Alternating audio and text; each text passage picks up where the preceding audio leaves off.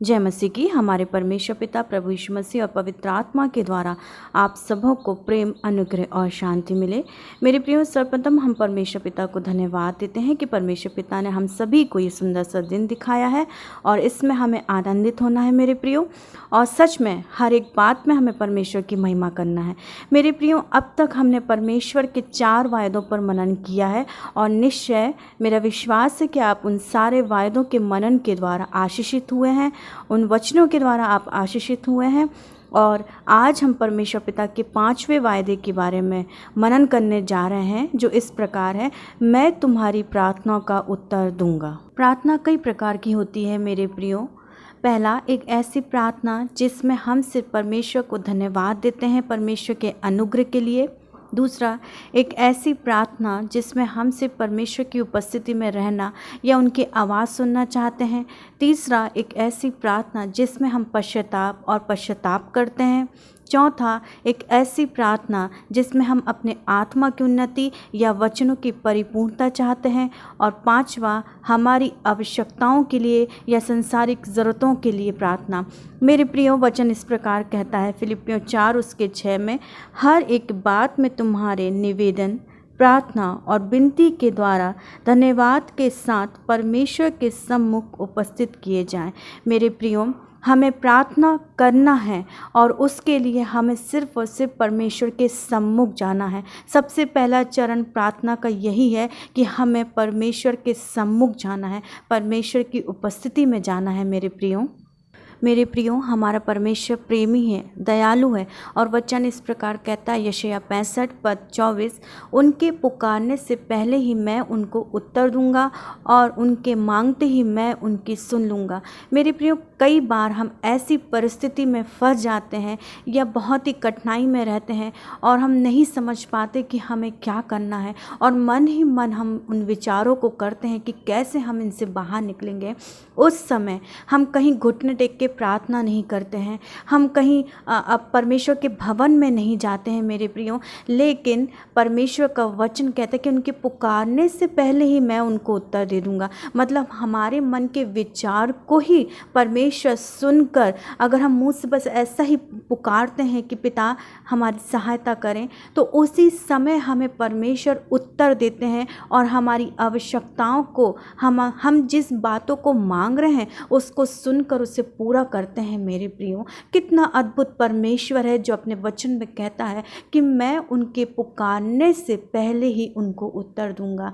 मेरे और आपके जीवन में मेरे प्रियो, नाना प्रकार से परमेश्वर ने, जब हमने उसकी तरफ देखा भी नहीं है तब भी उसने हमारी बातों को सुना है, हमारी पुकार को सुना है और उन सारी बातों में परमेश्वर ने मेरे और आपके लिए भरपूरी दिया है, आवश्यकताओं की पूर्ति किया है और अपने प्रेम से हमें परिपूर्ण किया है। सच में मैं धन्यवाद देती हूँ परमेश्वर पिता को कि परमेश्वर के अनुग्रह की दृष्टि मेरे जीवन में और आपके जीवन में बनी हुई है। मेरे प्रियो, वचन इस प्रकार कहता है यिर्मयाह 33:3, मुझसे प्रार्थना कर और मैं तेरी सुनकर तुझे बड़ी बड़ी और कठिन बातें बताऊंगा जिन्हें तू अभी नहीं समझता। सच में मेरे प्रियो, क्या आप और मैं प्रार्थना नहीं कर पा रहे हैं? क्या हम वचन नहीं पढ़ पा रहे हैं? क्या हम किसी भी बात में एकाग्रता नहीं कर पा रहे हैं? तो मेरे प्रियो, आज परमेश्वर का वचन मुझसे और आपसे कह रहा है, मुझसे प्रार्थना कर। हमें परमेश्वर से प्रार्थना करना है और परमेश्वर कह रहे हैं कि मैं तेरी सुनकर अपने वचन की बड़ी बड़ी और कठिन बातें बताऊंगा जिन्हें तू नहीं समझता है अभी।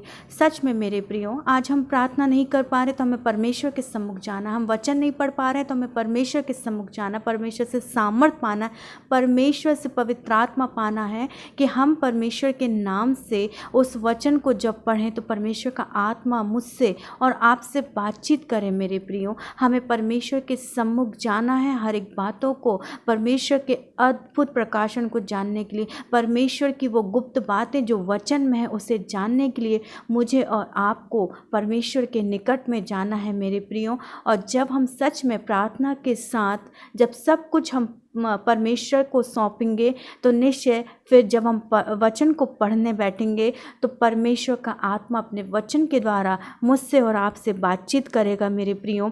और हर एक वो बातें जो मैं नहीं समझ पा रही हूँ, आप नहीं समझ पा रहे हो वचन से, परमेश्वर का आत्मा हर एक उस बात को हमें समझाएगा, हमें बताएगा और हमारे लिए सब कुछ सरल करेगा मेरे प्रियो। लेकिन हमें परमेश्वर के निकट जाना है। मैं परमेश्वर को धन्यवाद देती हूँ सुंदर वचन के लिए। मेरे प्रियो, वचन इस प्रकार कहता है, याकूब 4:5, पर यदि तुम में से किसी को बुद्धि की घटी हो तो परमेश्वर से मांगे, जो बिना उल्हाना दिए सबको उदारता से देता है और उसको दी जाएगी।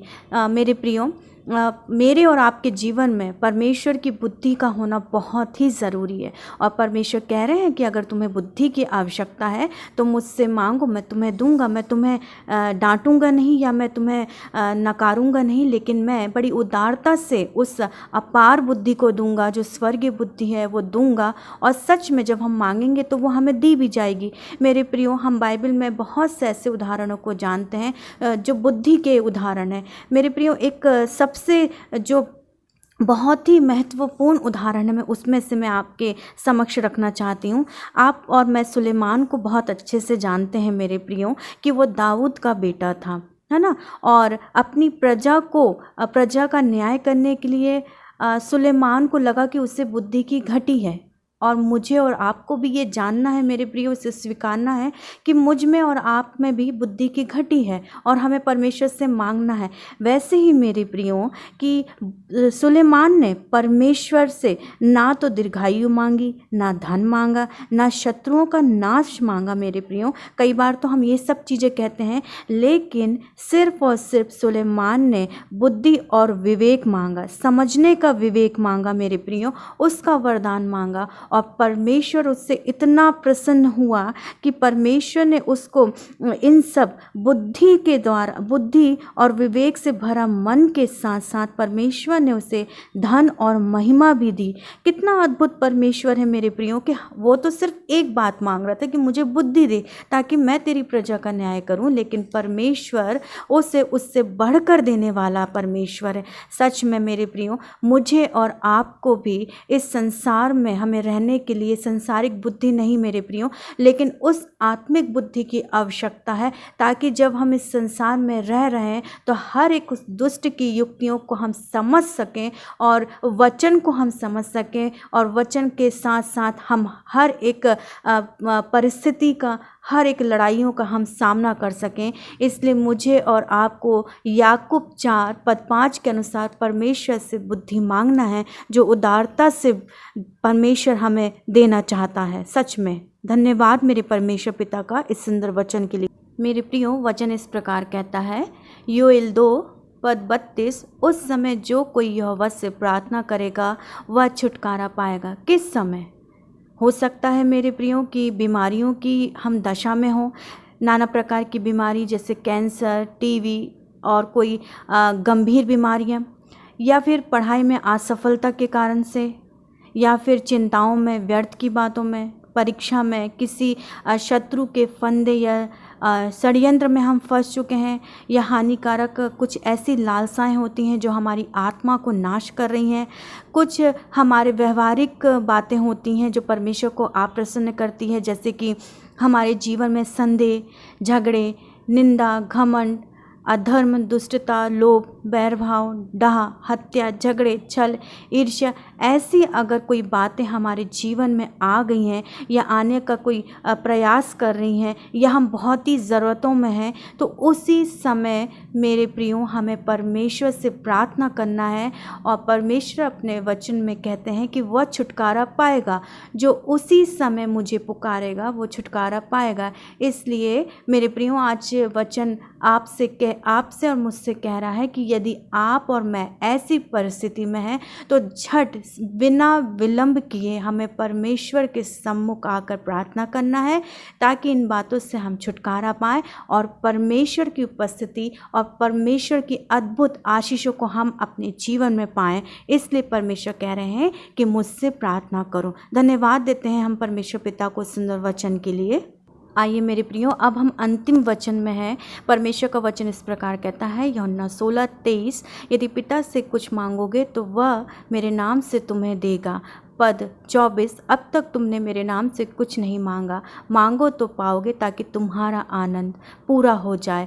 सच में मेरे प्रियो, आइए आज हम प्रार्थना में परमेश्वर के सम्मुख जाएं और हम परमेश्वर से बातें करें, हम परमेश्वर की उपस्थिति में आए, परमेश्वर के आत्मा से परिपूर्ण हो और हम परमेश्वर के सामने अपने मन की हर एक बातों को खोल खोल कर हो सकें। आइए मेरे प्रियो, हम प्रार्थना में जाएंगे।